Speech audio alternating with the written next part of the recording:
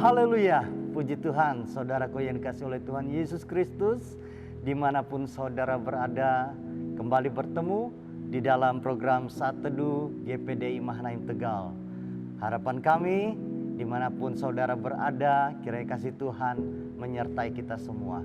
Dan hari ini kita akan mendengarkan kebenaran firman Tuhan yang menjadi kekuatan hidup kita. Sebelumnya mari kita berdoa terlebih dahulu. Bapa di dalam surga, kami berterima kasih, mengucap syukur buat pemeliharaan Tuhan di dalam hidup kami. Kalau kami masih boleh ada, mendengarkan kebenaran firman Tuhan, beraktivitas, kami mengucap syukur untuk itu.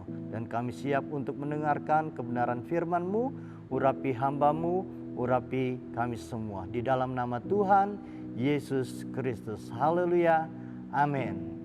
Bapak Ibu Saudara yang dikasihi oleh Tuhan Yesus Kristus, pada hari ini firman Tuhan saya angkat di dalam 1 Raja-Raja pasal yang ke-19 ayat yang ke-19 sampai 21 ya. Kita mau belajar dari bagaimana Nabi Elisa terpanggil menjadi pelayan Tuhan mengikuti Nabi Elia. Saya bacakan demikian firman Tuhan dalam ayat 19. Sesudah Elia pergi dari sana, ia bertemu dengan Elisa bin Safat yang sedang membajak dengan 12 pasang lembu, sedang ia sendiri mengemudikan yang ke-12. Ketika Elia lalu dari dekatnya, ia melemparkan jubahnya kepadanya. Lalu Elisa meninggalkan lembu itu dan berlari mengikuti Elia. Katanya, "Biarlah aku mencium ayahku dan ibuku dahulu, lalu aku akan mengikuti engkau." Jawabnya kepadanya, "Baiklah, pulang dahulu dan ingatlah apa yang telah kuperbuat kepadamu." Ayat 21, lalu berbaliklah ia daripada Elia. Ia mengambil pasangan lembu itu, menyembelihnya dan memasak dagingnya dengan bajak lembu itu sebagai kayu api. Ia memberikan daging itu kepada orang-orangnya, kemudian makanlah mereka. Sesudah itu bersiaplah ia, lalu mengikuti Elia dan menjadi pelayannya. Saudaraku yang dikasihi oleh Tuhan Yesus Kristus, kita tahu bahwa Elia adalah seorang nabi Tuhan yang bekerja melayani di wilayah Israel. Dia menyampaikan pesan-pesan Tuhan kepada bangsa Israel. Nah, dalam bagian ini, dalam kitab 1 Raja-Raja pasal 19 ini yang tadi kita baca, yang saya sudah bacakan, dicatat bagaimana Elia berjumpa dengan Elisa yang sedang bekerja di ladang miliknya. Nah, Alkitab tidak menjabarkan begitu luas, mencatat peristiwa ini dengan panjang lebar, tetapi penulis hanya mencatat bagaimana Elia melemparkan jubahnya sebagai tanda untuk supaya Elisa mengikuti Nabi Elia. Lalu Elisa di situ segera meninggalkan apa yang sedang dikerjakannya, saat itu, dan segera berlari mengikuti Elia. Nah, dan menjadi pelayan Elia kemanapun Elia pergi. Kurang lebih seperti itu dalam ayat 19 sampai 21 cerita bagaimana Nabi Elisa terpanggil.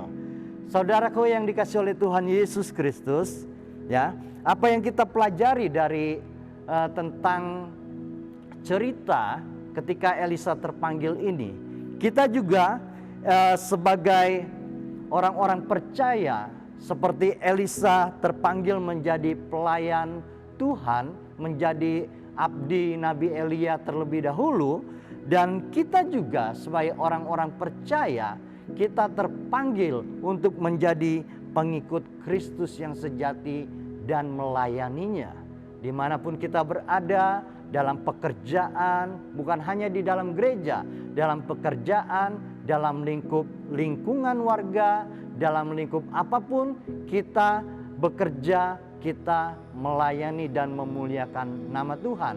Nah, yang mau saya angkat di sini dari apa yang kisah yang sudah saya bacakan, dari kisah Elisa terpanggil ini, yang pertama adalah kita baca di ayat 20, Yang pertama, Elisa meninggalkan lembunya itu dan mengikuti Elia, maksud saya gitu. Nah, saya bacakan ayatnya di dalam ayat yang ke-20.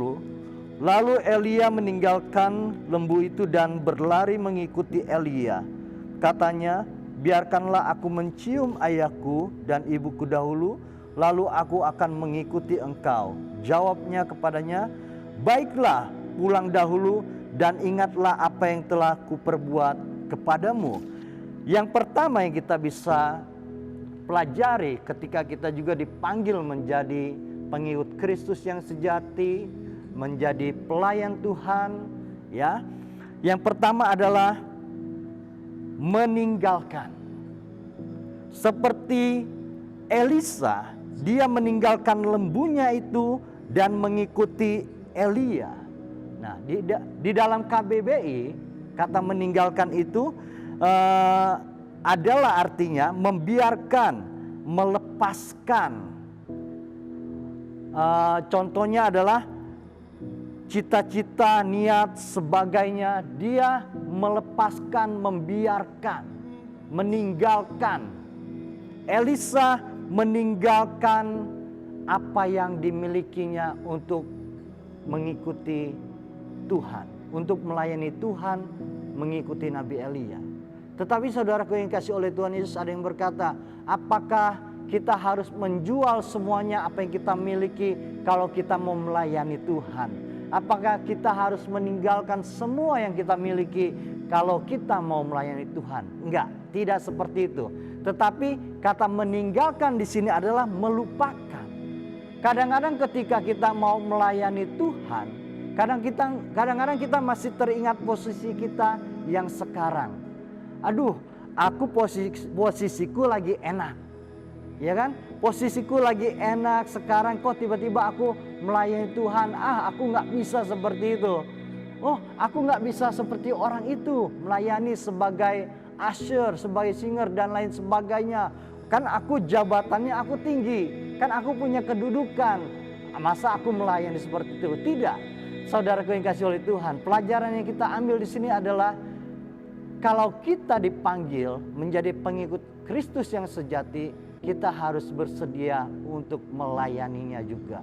Melayani untuk kemuliaan nama Tuhan Yesus Kristus. Yaitu meninggalkan ego kita. Meninggalkan sifat-sifat lama kita. Meninggalkan hal-hal yang buruk. Dan kita mengikut Yesus. Ya. Dan dalam mengiring Yesus ini, maukah kita meninggalkan atau rela melepaskan apa yang sedang kita miliki sekarang ini? Banyak orang yang berat meninggalkan. Seperti Yesus katakan kepada anak muda yang menanyakan kepadanya, Tuhan, bagaimana supaya aku bisa masuk surga? Jualah hartamu dan bagikanlah kepada orang yang memerlukannya. Wah, Yesus menjawab sangat keras sekali. Tetapi maksudnya bukan secara letterlux kita artikan seperti itu, kita menjual harta lalu kita pergi seperti orang lain yang dikatakan bahasanya adalah mengikut Kristus.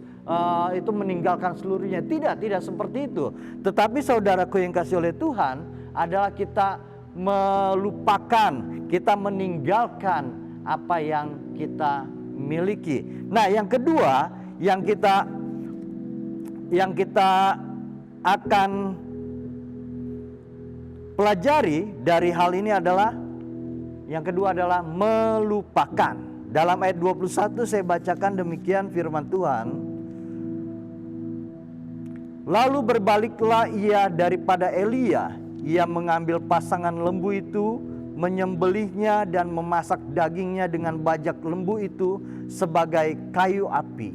Ia memberikan daging itu kepada orang-orangnya, kemudian makanlah mereka. Sesudah itu bersiaplah ia lalu mengikuti Elia dan menjadi pelayannya. Hal yang kedua adalah melupakan.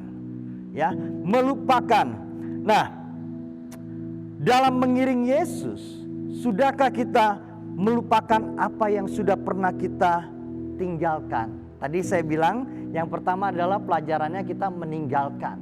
meninggalkan masa lalu kita, meninggalkan hal-hal yang buruk, meninggalkan ego kita yang kadang-kadang sombong, hal-hal yang tidak berkenan kepada Tuhan. Nah, hal yang kedua adalah melupakan.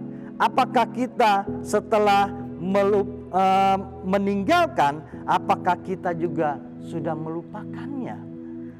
Banyak kali ketika orang sudah meninggalkan tetapi dia belum bisa melupakan.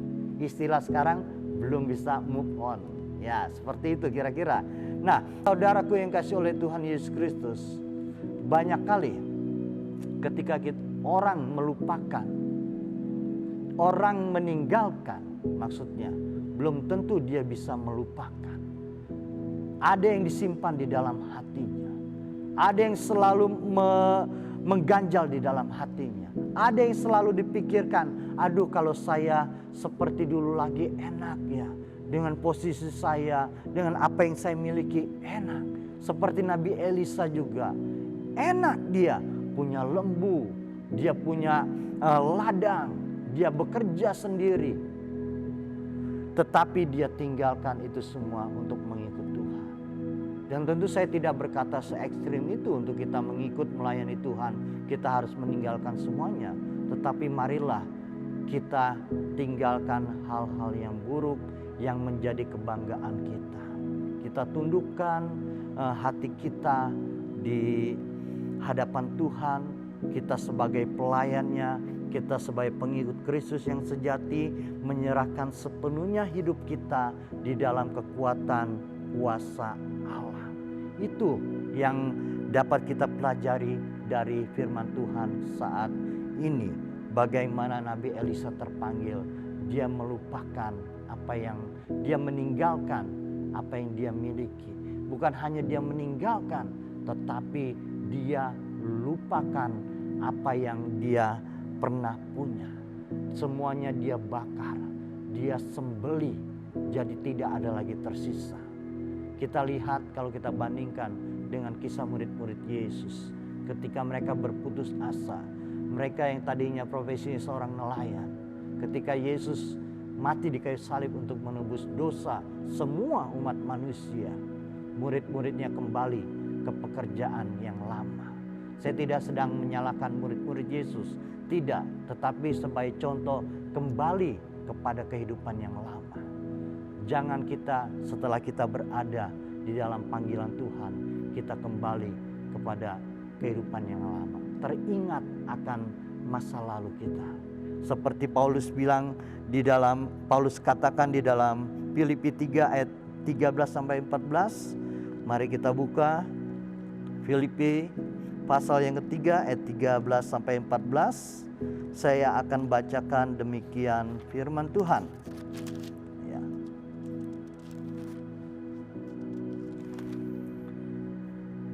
Saudara-saudara, aku sendiri tidak menganggap bahwa aku telah menangkapnya.